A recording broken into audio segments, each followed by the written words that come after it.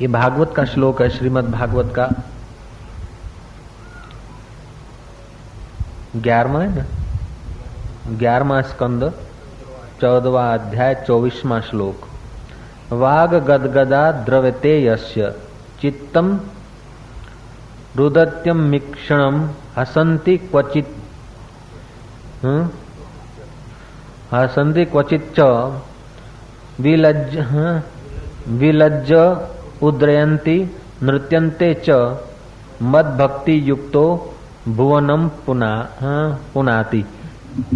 जिसकी वाणी मेरे नाम और लीला का वर्णन करती करती गदगद हो जाती है, जिसका चित्त मेरे रूप गुण प्रभाव और लीलाओं को याद करते करते द्रवित हो जाता है, जो वारंवार रोता जाता है, कभी कभी हंसने लग जाता है, कभी लज्जा छोड़कर ऊंचे स्वर से गाने लगता है, कभी नाचने लग जाता है, ऐसा मेरा भक्त सारे संसार को पवित्र कर देता है।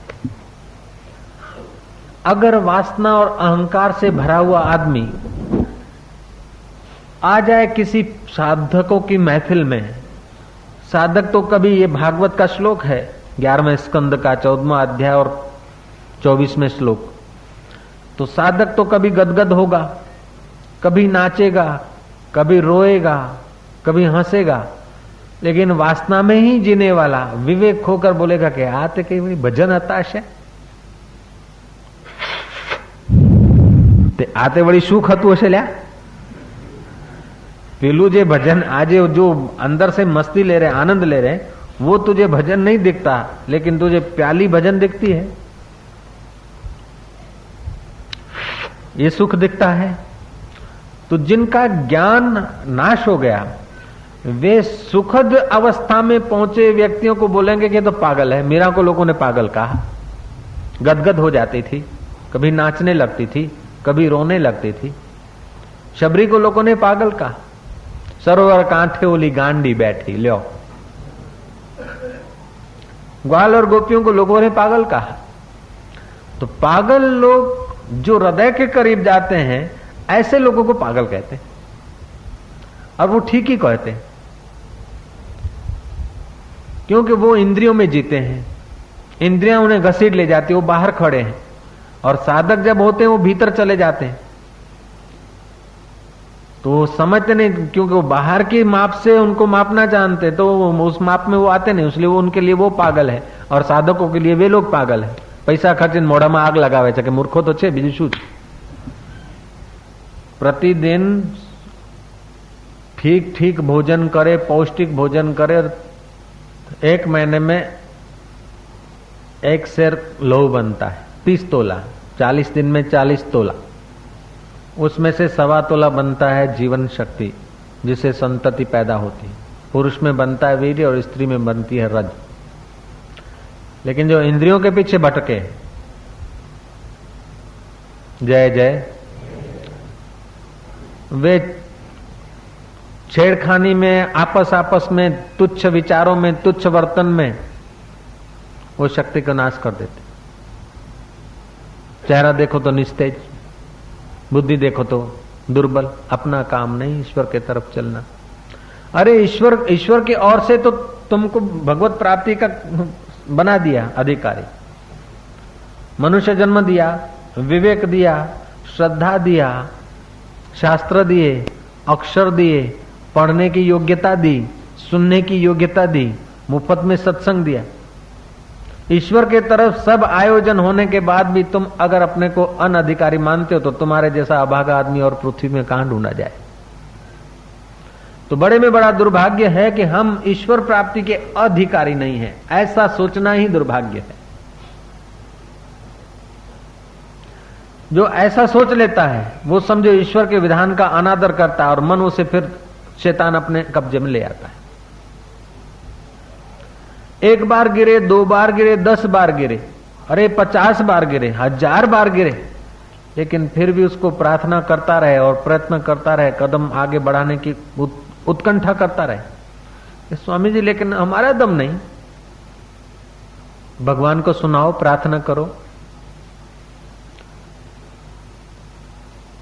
पाप तो अपने से श्रेष्ठ व्यक्ति ने, उसके आगे कोई गलती हो जाए तो मौका ढूंढ के महापुरुष के आगे, अपने से श्रेष्ठ व्यक्ति के आगे जो अपना हितेश है उसके आगे अपना पाप खोल देना चाहिए।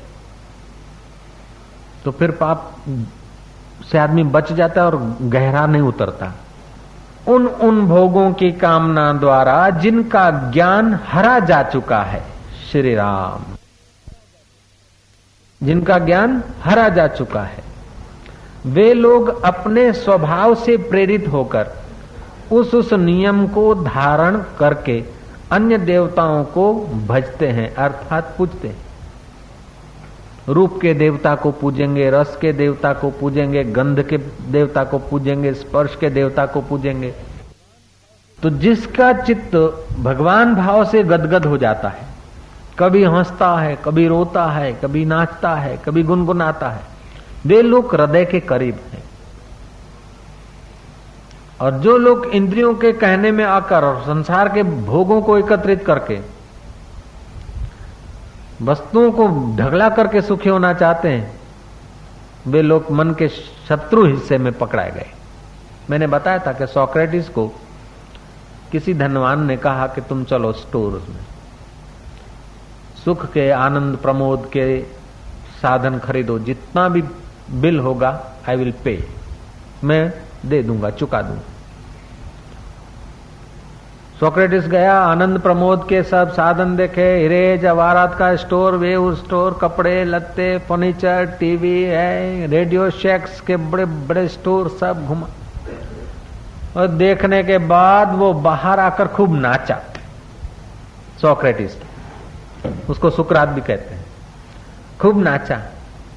वो धनवान करोड़ाधिपति व्यक्ति ने पूछा कि तुमको क्या हो गया, यू आर मेड, पागल तो नहीं हो गए, क्यों नाच रहे? सोक्रेटिस ने कहा कि तुम परिश्रम करके धन कमाते और उस पसीना बहाया हुआ धन खर्च कर ये सब चीजें घर में लाते हो, फर्नीचर सजाते हो, गहने, कपड़े, सब चीजें एकत्रित करते हो, फिर भी तुमको वो सुख नहीं। इतना सजावट करने के बाद भी इंद्रियों में ये ताकत नहीं कि तुम्हें शाश्वत सुख दे सके या लंबा समय सुख दे सके। घर को तो तुमने कबाड़ी मार्केट बना दिया, इतना फर्नीचर रखा है, इतना टीवी, ये कबाट, फलाना शोकेश, फलाना पर्दा ऐसा रख दिया कि घर में घूमने की जगह नहीं, आसन करने की जगह नहीं, जरा टहलने की जगह नहीं, फ्री लगे ऐसा नहीं, बड़ा ऐसा कंजेस्टेड लग गया, बड़ा ऐसा गली गूंची बन गई घर में। ये सब करने के बाद, इतनी मजूरी करने के बाद भी तुमको जो सुख नहीं है, वो मैं बिना इन साधनों के सुखी रह सकता हूं, इस बात पर मैं नाच रहा हूं। मुझे इस बात की खुशी होती कि तुमने इतनी मजूरी करने के बाद भी जो सुख तुम नहीं ले रहे हो, उससे अत्यंत ऊंचा सुख में